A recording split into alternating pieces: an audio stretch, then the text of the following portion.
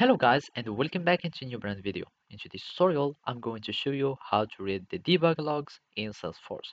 So make sure to watch the video to the end and follow these simple steps. So first, you will need to find your debug logs in Salesforce. To do so, either you can start find them in your developer console, and whenever you are executing, you can start find the debugging. So either you can show your current logs only, etc.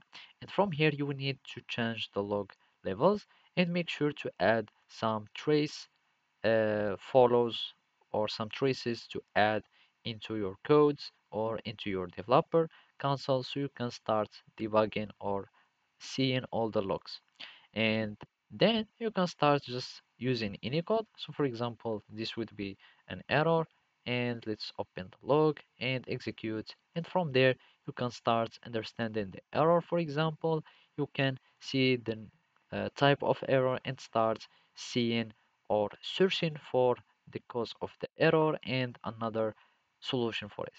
So basically, to read the debug logs, you will need just to go to the setup, and after that we need just to go to debug logs, and after that you will need to enable them.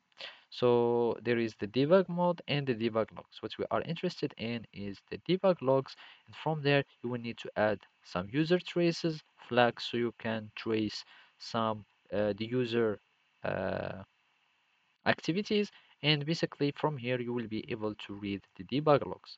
So here you will find all the logs. You can download them and start reading them, and basically you will need just to see any problem or any error or anything there, and you will be able to copy, for example, a problem and then just paste it so you can search for its solution and for the cause for this problem.